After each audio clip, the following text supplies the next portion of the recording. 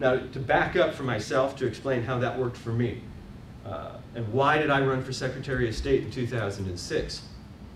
I grew up in Ohio, and in Ohio, they had not had ballot access until just this year. They won a court case that mattered for once. They routinely won court cases after the election was over that said, oh yes, libertarians, you should have had ballot access, but sorry about your luck.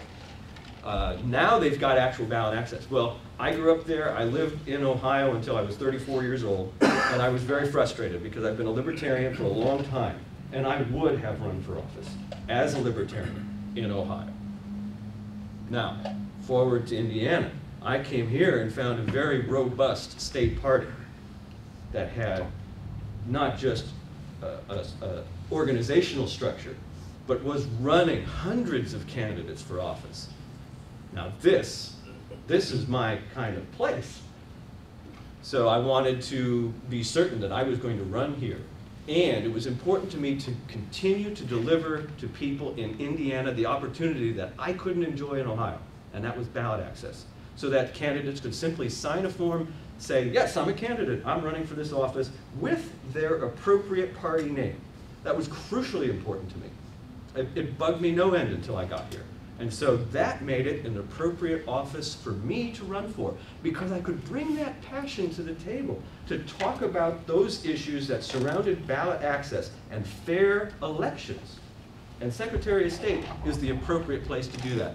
Not dog catcher, not county commissioner, not even governor, not even state legislature necessarily, because the rules of the game for elections were tied to Secretary of State. So I had to do enough research to know that that was the place that I should end up and run appropriately. So that was all about knowing thyself.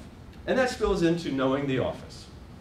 You have to, once you've identified yourself, then you have to look through, well, what office is this going to point me to? For me, it was very obvious, Secretary of State. And I think for most people it'll be very obvious. When you start to hone in on a couple of issues that really matter to you, it's going to direct you. You know, if you're always talking federal issues, you run for a federal office, but you have to do your research. You have to know precisely what those offices do. And now I've got just a few seconds, so I'm going to take a break here in a moment, and we'll get going again after our time is correct. Okay. Now you can start again. Okay.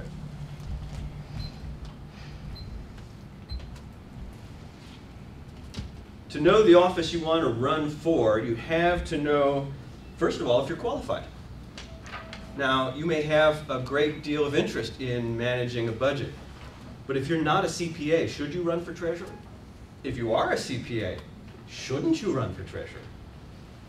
I'm looking at CPA.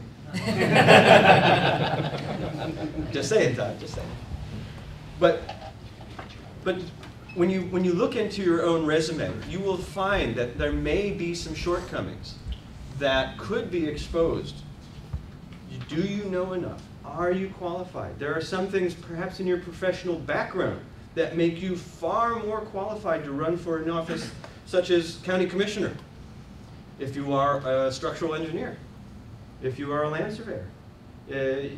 These are job professions that bring you right in line with the duties of office. Why? Well, county commissioner is in charge of overseeing the letting of projects such as building bridges and roads and sewage projects. These are very important budgetary items that affect every one of us where we live locally. And if you have that kind of expertise, you can run for an office like that. I'm looking at somebody who's got that kind of experience, by the way. Just saying.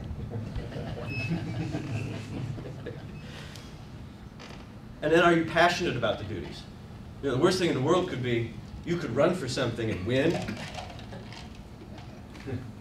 but you don't care about the office. You know, I mean, if it's not important to you, you're probably not going to win, but it could come to play. The strange things happen, and this election season coming up, we're going to have some unique opportunities as the two parties have demonstrated, especially at the federal level, but that telegraphs, right? But especially at the federal level, that they just won't deliver. They won't even deliver on the things they campaign on. Republicans showed that over the years, and now the Democrats are doing their level best to say, us too, we aren't going to deliver. Okay? So there are going to be some opportunities for Libertarian candidates out there that are fairly unlike previous years. So you best be prepared. You could win. I'll kick your butt if you win and do a lousy job of it.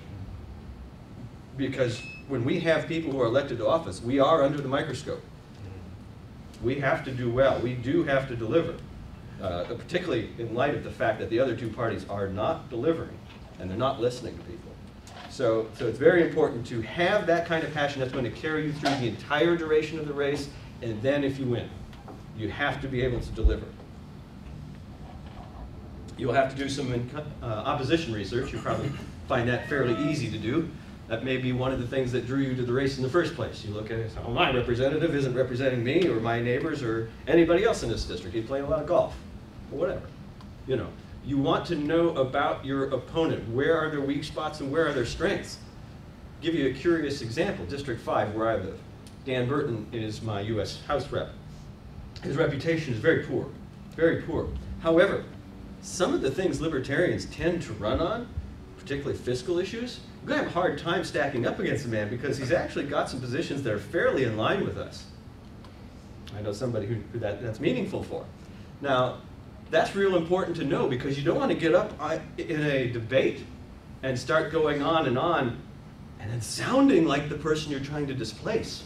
You've got to make yourself unique. You've got to make yourself stand out in positive ways. And you certainly don't want to go up there and say, me too, what he said, yeah.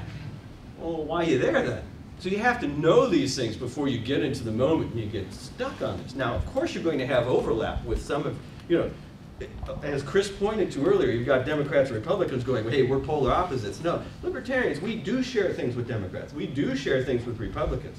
It's just important to know what they are so it doesn't expose you as not having something of your own. You want to stand out and have something of your own. Now, this might be the most important part of all. If you're married, you're in a family. Is your spouse on board? Do not file any papers. Do not file any papers until you have cleared this with your spouse. If you have children, you clear it with your children. Whatever your living arrangement is, you clear it with the people in your life directly. I'll give you again my background. My wife is a liberal Democrat.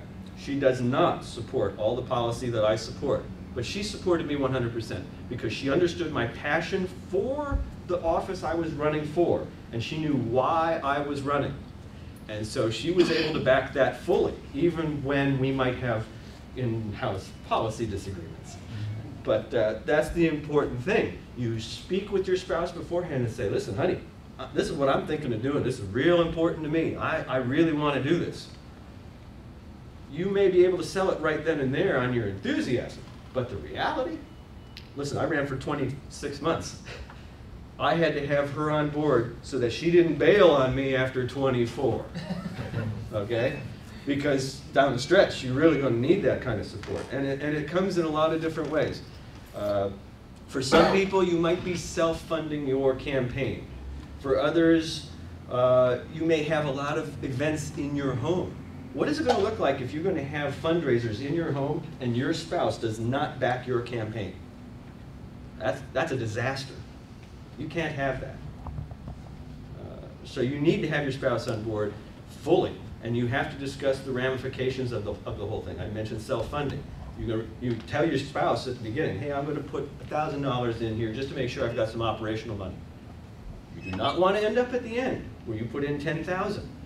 Spouse will not be happy. You will have to live with that. Mark Rutherford there, when he was state chair, used to make a great joke for us. Ha, ha, ha. If I'm not putting great strain on your marriage, I am not pushing you hard enough. Well, there's a lot of truth to that. It's very funny, ha, ha, ha, but there's a lot of truth to the fact that if you're running a full-blown statewide campaign, which means, like in my case, I put 30,000 miles on the car and did about 300 appearances. You're gone a lot. Can your marriage withstand that? Is your spouse on board for that? You have to know before you file the papers, because you do not want to get to 6 weeks out of the election and be served papers by a lawyer. You don't want that. You also want to advise your extended family. I had incidents with my parents. I mentioned I ran for 26 months, and I didn't address everything, because I didn't know. My parents weren't behind my race, so I asked them for money, and they said no. They said no several times, until I figured out a way to kind of couch the discussion and say, well, listen, I need to have a wardrobe that's appropriate for the office I'm running for. And the mom said, oh, clothes, sure. Why did you say so?